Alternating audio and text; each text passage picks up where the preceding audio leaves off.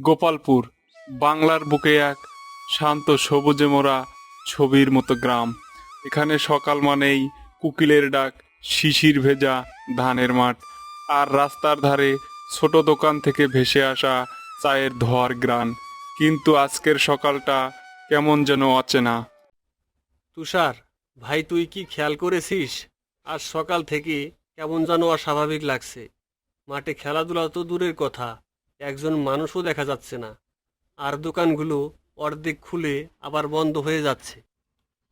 হ্যাঁ ভাই, আমি আব্বুকে জিজ্ঞেস করেছিলাম। উনি বললেন গত কয়েকদিন ধরে স্কুলঘর থেকে রাতে এক ধরনের অদ্ভুত শব্দ আসে। কেউ বলে দরজায় ধাক্কাধাক্কি, কেউ আবার বলে মেঝে থেকে কেউ খুঁড়ে কিছু তুলছে। আবার গুজব তো এমনই, কেউ বলেছে ওখানে ভূত বাসা বেঁধেছে। আহা ভাই, ভূত টুত এইসব ফালতু কথা বাদ দে। আমি হলাম ভূতেদেরও বাপ। ভয় পেলে কি চলবে? তবে একটা কথা বলি, যুদ্ধ হোক ভূতের সাথে বা মানুষের সাথে, খালি পেটে কোনো কাজই ঠিকঠাক হয় না।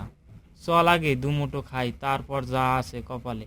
না রে বাবু, এইবার পেটের চিন্তা বাদ দিতে হবে।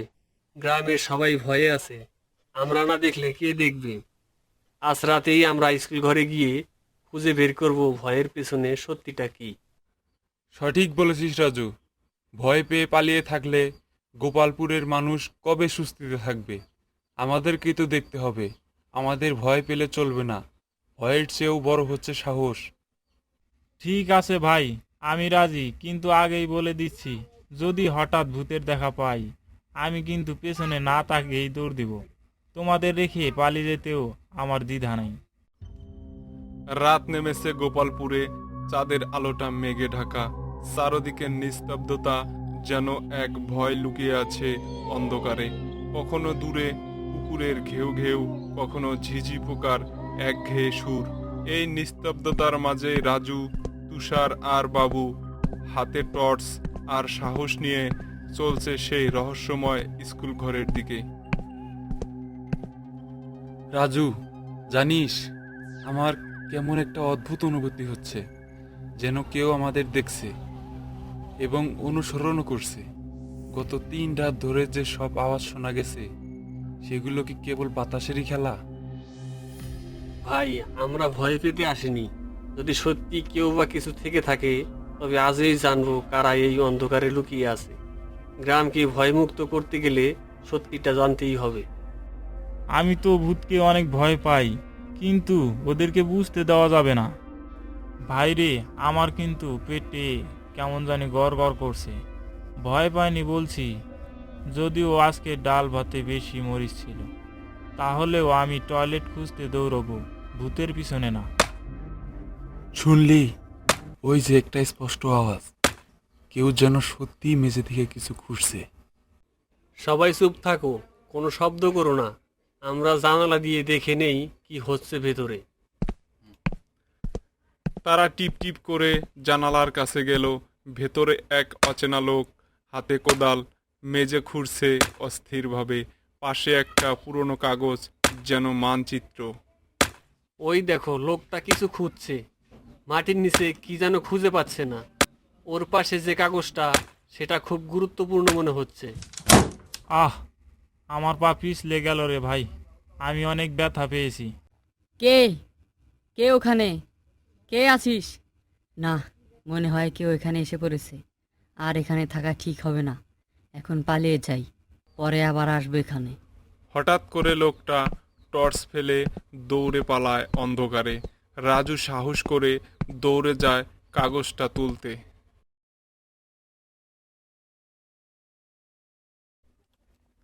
রাজু, এটা কোনো সাধারণ কাগজ না। দেখ, মানচিত্রের মতো পুরনো সব জায়গার নাম, কি অদ্ভুত চিহ্ন। এই সব তো বইয়ে দেখেছি, কিন্তু বাস্তবে কখনো দেখিনি। ঠিক বলছিস, এই কাগজটা অনেক কিছু বলতে পারে। আমাদের গোপালপুরে হয়তো লুকিয়ে আছে ইতিহাসের কোনো বড় রহস্য। চল, এটা গ্রাম প্রধান কাকার কাছে নিয়ে যাই। উনি জানেন এমন পুরনো কাহিনীর পেছনে আসল রহস্য।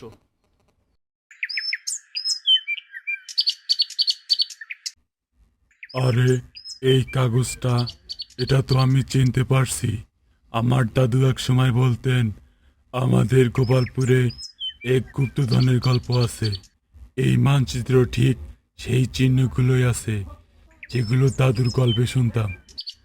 ও আচ্ছা, তাহলে চোরটা এই মানচিত্র খুঁজছিল, গুপ্তধন বের করতেই স্কুল ঘর খনন করছিল। এখন তো আমাদের দায়িত্ব আরো বেড়ে গেল। কাকা, এই গুপ্তধন আমাদের হাতছাড়া হতে দেওয়া যাবে না। আমাদের গ্রামের ইতিহাস আর সম্মান রক্ষা করতে হবে। একটা কথা কাকা, আপনি শুধু একটা সোনার হাড়ি আমার নামে লিখে রাখেন, বাকি সব রাজু আর তুষারকে দিয়ে দিলেও চলবে।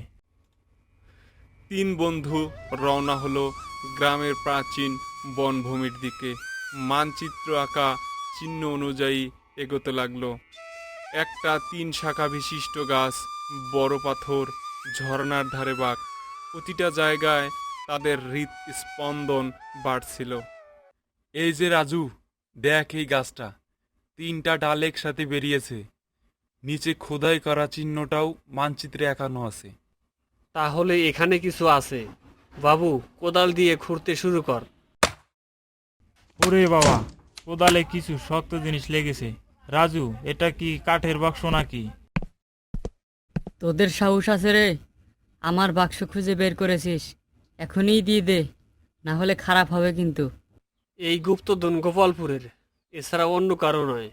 তুই তো চুরি করে সব নিতে চেয়েছিলি, কিন্তু আমরা তা কখনোই হতে দিব না।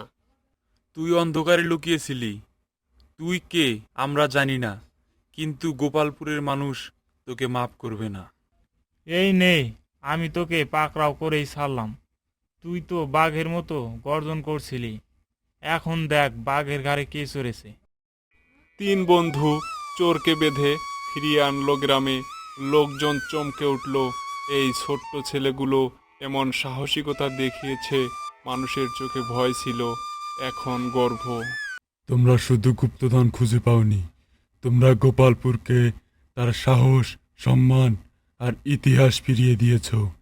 এই গ্রামের প্রতিটি মানুষ আজ তোমাদের দিকে তাকিয়ে গর্ববোধ করছে। আমরা কেবল সত্যের পাশে দাঁড়িয়েছি। কাকা, আমরা চাই সবাই নিরাপদে থাকুক, আর কখনো কোনো ভয় যেন মানুষের হৃদয় কাঁপাতে না পারে। আর আমি বলি, আজ থেকে আমি খিচুড়ি দিবস ঘোষণা করছি।